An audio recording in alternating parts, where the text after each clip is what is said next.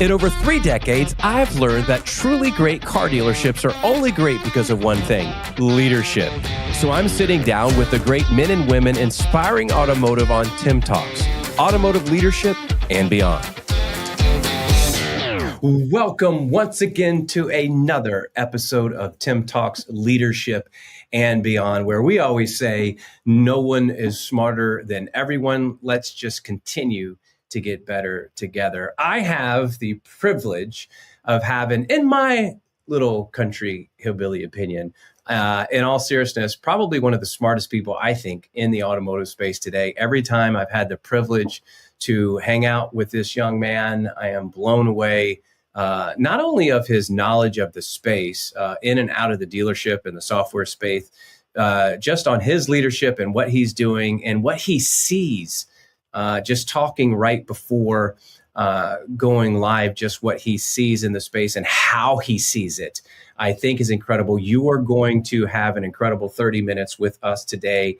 The one and only Ben Hadley, you are here today. We are so excited to have you, brother. Welcome to Tim Talk. Oh my gosh, man. I'm not sure I deserve all of that. Well, we're all better than appreciate we deserve, but you know, yeah. it is what it is. It is what it is. I always have to self-correct too, because the company Auto Genius, one, it's a little bit of a bold name now that I think about it, is like, well, you must think highly of yourself. I never even thought about it that way. But I'm not I always tell people, look, I'm the space in between those two words. I got a co-founder named Kyle Monsieur, who's done like every job at a dealership except for, cranking on a wrench. He's auto. And I got my other co-founder, Kevin Gervais, who's an absolute wizard behind developing stuff. He's genius. I just happen to hey, I'll be the space. I'll be right in between connecting those words. But yeah, man, I appreciate the accolades. Well, listen, a lot of people don't know you. I mean, a lot of people do know you, but the people that don't know you, I always like to start with your story. Everybody in life, we all have stories, and some of the things that happened to us in our younger years have developed us and molded us into what we're doing now. So take us back. How did you even get in the automotive space? Ooh, how did I get in? Okay, so I'll tell you how I should have gotten in. My uncle, Bill Shear, growing up, had at the time 5 dealerships. I think we're down to 4. And it would have been pretty easy, I think, for me to go work for him. What I said is, hell no, I'm not going to work in auto. I'm going to work in tech. And I found this small little startup. And back in college, it was like a requirement to get an internship at my college in order to graduate. I found this small little startup called dealer.com in Burlington, Vermont. And I said, I'd love to join you. And they said, oh, well, we're looking for someone with a teaching background to help us in the training department. I said, perfect. I've been in retail sales my entire life. My life is starting at 16 at Circuit City. So, but I've been in sales. Sales is the same as teaching. It's the same exact thing. And they go, nah, no thanks. And they rejected me. And I said, shoot. So I got home, told my future wife, at the time girlfriend, I said, it looks like I'm not going to get that job, that tech role I wanted. And she said, well, you've never been that bad at taking rejection. Why don't you just apply again until they accept you? And I said, oh, that's a great idea. Why not? Applied again. It was the same exact people. And they said the exact same thing. They said, well, it looks like you can take rejection well. We do have an opening as an intern on our sales team. Yeah. So worked my way up to director of sales, had a bunch of different markets that I ran over. Obviously, that company sold, had a couple of great things happen. And I got a little bit bored. And I had this goal in my mind, which was I will become a founder. But I was too scared to just jump right into that.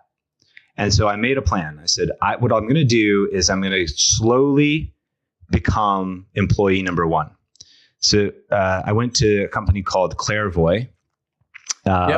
Steve White, the best. all that whole team. I love them. Great human. Yep. So good. Columbus, Ohio. OH. Columbus, Ohio. OHIO.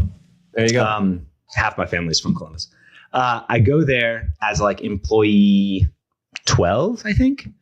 Hang out there for 2-3 years. An absolutely amazing time. Leave there and go to a company called Prodigy. This is right when digital retailing is starting to heat up. Now I'm employee number 6, I think, maybe 5. We have, at the time, 4 customers, get that up to like 120. Months go by, it's sold, and I'm out in my own world. I think COVID's starting to creep in now. And I decided I'm going to start a go-to-market strategy consulting company called Leviathan that is going to help some of these really, really smart founders that maybe have the genius component, but don't have the auto component. And they just need someone to translate in between the two. Got a bunch of cool customers, helped a few exit. And then I was like, all right, I think I've seen enough of the battlefield to feel like I can start my own thing. And the main thing that I'm so proud we did early was I had watched all these companies go through product market fit in literally that order. 2 guys generally have a great idea. They make a product. They then linearly go to the market.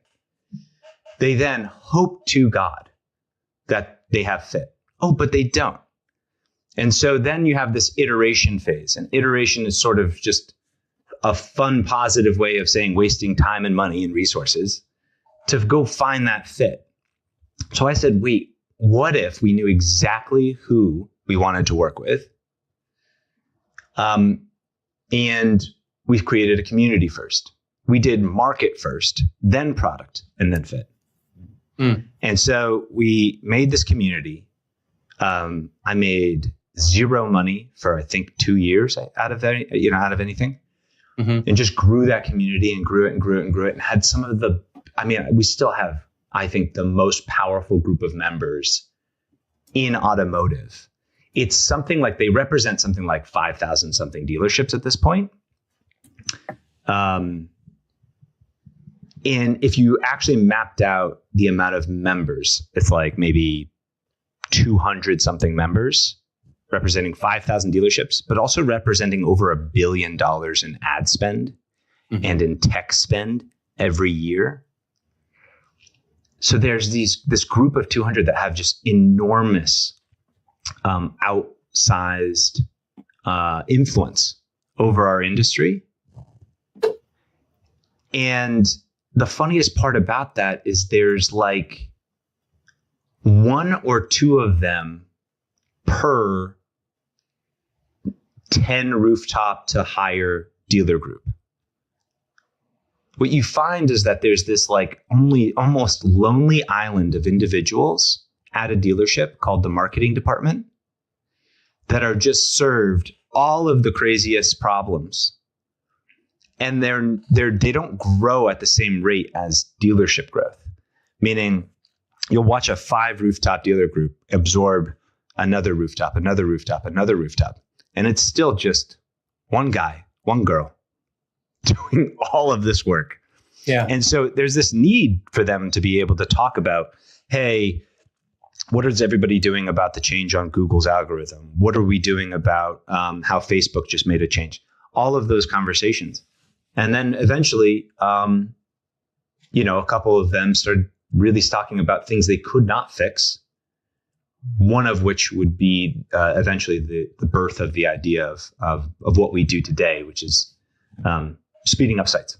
That's amazing, because you really get there is a need, because quite frankly, most car people, myself included, a decade or so ago, It's we'll own and take, you get them here, I'll take it from there. But it's work, especially today, that I'll get them here has completely changed. And with social media and everything and advertising and marketing and banner ads and OTT and all the stuff that we use and AdWords and algorithm changes and GA4, and we could go on and on and on about the constant changing environment. It's extremely important to have somebody that can handle that, and that is a go-to. Let's talk about what you're seeing. I think it's extremely important to bring people on. The whole idea of this podcast was the common thread. The idea was the common denominator with most dealerships that are uber successful is the leadership. In any company, is the leadership, is the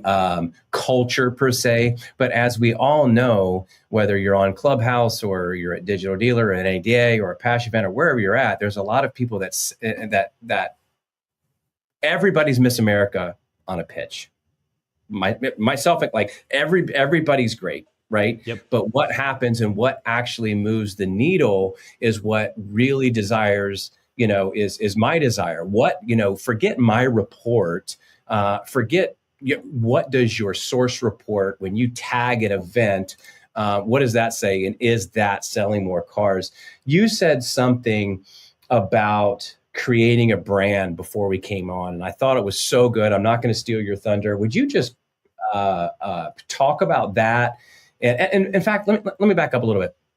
You said, and this is what I'll say, but I want you to unpack this. You said that most people are focused on metrics versus the long-term value. Can you unpack that a little bit as an organization? Why are so many people just focused on reading the numbers, looking at metrics versus the long-term value? Explain that to us Kentucky folk. Yeah, it was one of the things that probably I think about a lot is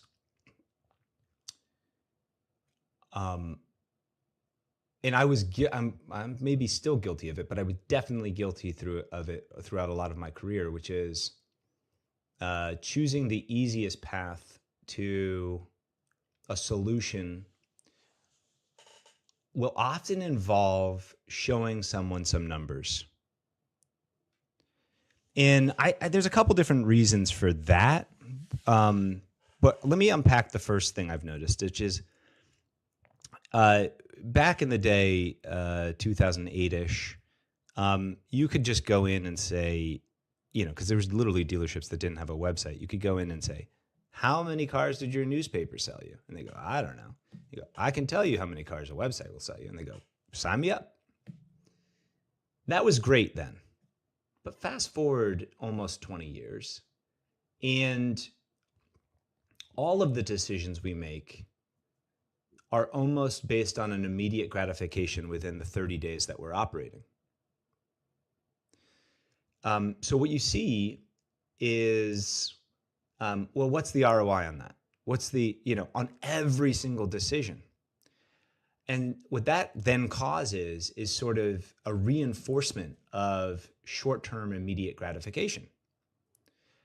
You see it in pay-per-click budgets. You see it in display budgets. You see it in social media advertising. You see it in the website world. But nobody's actually, and I got highlighted this by a dealership in the Midwest. They had a brilliant idea. They wanted to give all of their salespeople, empower their salespeople at different levels with a small budget per customer that they could choose to use or not to make the customer happier. And a real life example of that would be, hey, you're a level 3 sales guy. So you now have $100 every time you're dealing with a customer to just make their experience better. Oh, they're in right after soccer practice with their 3 kids. Go out and grab them 3 Happy Meals while you're waiting, right? And that idea I thought was so perfect because it focused not on a metric, it focused on how much happiness we were creating, how many smiles we were creating. We're back in the prodigy days, the digital retailing days. Cox, and they still have a statistic that says this. It says something like, people hate spending 3.5 hours at a dealership on a Saturday. Now, this is a test for all the listeners. I'm going to say that stat one more time. People hate spending 3.5 hours at a dealership. Intuitively, what did your mind zoom in on as the problem? The time. The time, because it's a metric. Yeah. It's a metric that I can be impulsively changed and say, well, maybe I can get it to 45 minutes. But what if they still hate the 45 minutes? What if you just crammed a lot of stuff people don't like in a shorter time frame? Mm-hmm. Meaning the solution wasn't, or the suggestion to solving this problem wasn't buying kids Happy Meals, so the 3.5 hours was awesome. The solution was actually, well, let's shorten up the metric. And I think it's getting pretty evident when you have dealer groups. I want to shout out Casa Auto Group. Mm-hmm. Go to their website. I mean, Casa feels like home. They have a brand. That's Big Tony. Big Tony. He's the man. Yeah. And Ronnie, the man. Yeah. Coons.com, they have a brand. And I mean that in a way that's like they're thinking from a long-term standpoint of, well, we know at our gut level that this makes people happier. DGDG, drive home happy. One of the best examples. If you put that in terms of an ROI, you know, what the heck? Another actually way to think about this too is to ask yourself, what is the ROI of a phone? I don't know. If I ripped out all of your phones, would you lose money? Yes, you would. You know what I mean? Cool. Let's have phones then, right? Like if I gave you no brand, would you lose money? Yes. Let's have a brand then. And these are the types of things that I think we've, ironically, and in a vertical that loves advertising probably more than most, we've lost our way a bit. And I think that actually also bleeds down to a leadership level, which is even down to how we're managing people. You start actually reinforcing things like, well, the data told me so. So, don't fire me, fire the data, or fire the vendor. Right. And we actually use this as a kind of a scapegoat to protect ourselves and shield ourselves against poor choices. That's great stuff. You made a statement earlier before we got on. Your brand, this is where you people in the back row lean in. Your brand does not have a metric. This is we talk about leadership a lot in here. We talked about Casa and Tony and the team out there and DGDG and a few others. But there's got to be a first step, right? There's got to be a first step that leader, that owner, that GM, that variable ops director, whatever the title is, sets the tone for we're going to be different. We're going to, but I would also argue if that leader is a tyrant and treats his people bad, but says, "Hey, here's $100," it's going to go over a lot different than if he, is demanding and you have to perform, but cares about his people. So unpack that a little bit. You mentioned a few dealer groups. What is a common thread between those dealer groups and their leadership and how they create that type of experience? I've got my own ideas, but I want to hear, because you're in as many dealerships probably as I am on a weekly basis. Like, what are you seeing out there, the difference with those stores? It's bandwidth. It's an allowance for creativity at all levels. And there's a great TikTok I saw from this guy, Rory Sutherland. He talks about bees in a hive do this thing called the waggle dance. So, these scout bees go out, they find some flowers, they come back, and then they do this little butt dance, go down the street left, and then you go take a right, and that waggle dance actually shows all the other bees where the flowers are. Yeah. Yeah. 20%. So hold on. The scout bees wiggle their butt inside the hive. This is the good stuff, guys. So wiggle their butt inside the hive, which lets the other bees that are getting ready to go out to know where the flowers are. That's right. That's pretty freaking amazing. Okay, please continue. 20% of all bees ignore the directions altogether. What those bees do is they wander a bit. Because what happens is those 20% actually go and they go, I'll go fly around a little bit. And then they discover a bigger field that hasn't been trampled by a bunch of cows. That's, right next door. And then those bees come back, and those bees are listened to by everybody. All of a sudden, people go, oh my gosh, I can't believe we missed the field right next, to the left. That's so much closer. It's so much more plentiful. And so there's this tolerance of almost having an R&D budget for every employee, allowing every employee to, stray off the road to the sale a little bit, because that experiment, that A/B test, might end up yielding a field that's actually closer, and then makes the entire hive better. And so I think you can think about that from a marketing budget standpoint. I've only experienced about, and we've named a few of them, maybe 10 dealerships that have a dedicated portion of their marketing budget that is specific for experimenting with new tech, right? And it usually comes to about 20%. And they go, yeah, if you can perform better than this other thing I got, cool, let me put you in. But you can also experiment that with your sales folks, right? Hey, this is how we normally do things, but if you veer off a little bit, cool. So I think that's probably the biggest one, which is, unless you're Steve Jobs, unless you know exactly the right answer and you can put everybody under your thumb and say, I'm going to micromanage you to death because I know what the iPod needs to look like. If you're that guy, cool. Don't listen to me, right? But if you're human, if you're like the rest of us mere mortals, probably that's the biggest common denominator. Yeah, that's amazing. We've had Patrick Abad on here, and he does the exact same thing. Yeah, he gives his team, don't ask questions, just handle it.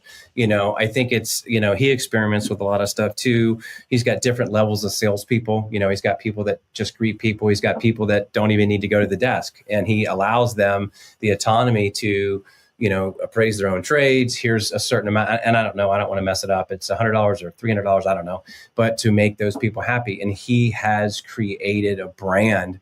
But I think one of the most important things in that is the leadership of, number one, deciding to do that we're going to be different. Like Maxwell says, John Maxwell says, great companies decide three things. I want to make a difference. Like the leadership, hey, let's come together. We're going to make a difference. Number two, with people that want to make a difference. Number three, doing something that makes a difference. And, I would also argue, I've said it in here 1,000 times, that the local car dealership, although people, poo-poo it a lot, is the ones that always support the little league teams, that always are there to help, that always, when, we were talking to Troy Duhan in here, the first episode of the year. And, when Katrina hit, FEMA took over the dealership, like they're always there. Yes. And they are making a difference in the community. So I think that having that leadership mindset, I love, in fact, we make t-shirts out of a lot of things. I know Kyle's known for that, but the brand, your brand does not have a metric. And developing whatever you want your brand to be in your space, I think is so huge. And understanding that, we are so quick, and I am too. I said it to start the show. Yes, we, to judge us, obviously I'm a vendor partner. People tag and they see how we're, but creating a brand is something completely different. And that doesn't have a metric. You said before the show, even, I'm not sure if we talked about it in here in the last 24 minutes and 29 seconds, but I think that, what is the ROI on smiles that you cause, not only to your people that call you boss, but to your customers? What is that metric like? What is that? You can't measure, when someone has an incredible experience and then they go to their church, their synagogue, they go to their school, they go to the ball game, and then they tell people about That's that. right. Is so much better than any banner ad, so much better than any conquest email, so much better than any direct piece of mail, because something happens there that, and this is an old study, a very, very old study. I don't even know, but Cox did a study, I think it was 7 or 8 years ago, that said that 98 or 99% of people expect to have a bad experience at a car dealership. And when we set that tone, they know it's going to be bad. Yeah. I mean, I talked about it. I talked about it to someone yesterday. Like, I'm trying to find and maybe the dealer hears this, maybe you don't. I won't mention their name. Like, there's a specific car that my wife wants. The guy not that I'm anybody, but the guy knows that they use us. I can't get the guy to call me back. I have initiated every single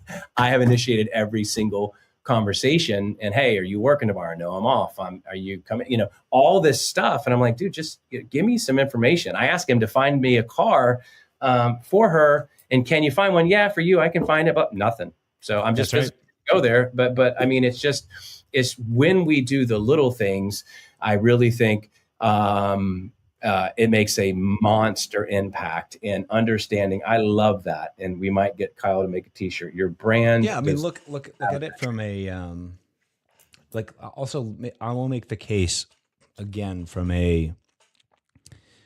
even an ROI standpoint, which is, the 99% of dealerships will sort of pretend that they have a brand, but then rely a lot on anything that the OEM is doing.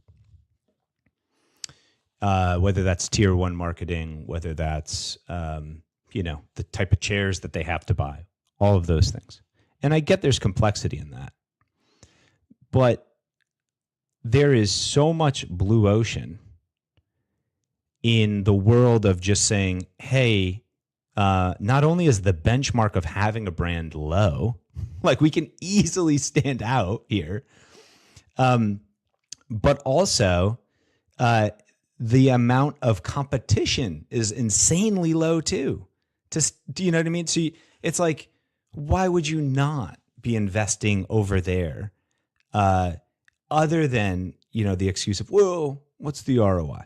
Okay, I promise you that the brand of CarMax, and even Carvana, with the ups and downs of them, has actually almost proven the point, right? Which is like, yeah, I get the feeling of those two brands from a dealership perspective, but I'd also argue that they're a great example of someone saying, you know what, no one's over in this 70-degree, perfectly awesome, clear blue water ocean. Let's go take that over. And that's where I think a lot of dealers they're focusing on the metrics to compete over there, as opposed to focusing on, hey, no, you come shop local. Come shop with, the guys that have been with you since, 1983. Come hang out with the guys that sponsored your Little League. Come, you know what I mean? Like reinforcing all of those things. Yeah, that would be the biggest piece I hope everybody takes away from me. Ben, thank you so much for your time today. I am going to take that and I'm going to share. Your brand does not have a metric. I would argue we've done an okay job at building a brand. I do think it's very, very important. And I love that, but we always need work. Ben, thank you so much. If you want more information, we didn't even get into Auto Genius. Again, these aren't pitches about my company or another company, but what Ben Kyle and team are doing at AutoGenius is pretty exciting. Making your website, they're agnostic, making things super fast. We're doing some exciting things on the side as well, but we're going to provide a link at the bottom to where you can click on and check out what they're doing there. Ladies and gentlemen, thank you. Hopefully, I've heard from a lot of you. We are your commute podcast where you listen going to and from the dealership. So we thank you for that. We thank you for the emails and the texts that we are making a difference. That's all. We just want to make a difference. And thank you for the encouraging correspondence back to us here. As we always say, we start and we end. Thank you so much. And we look, no one is smarter than everyone. We're going to keep at this thing and we're going to continue to get better together. We will see you next time. See you soon.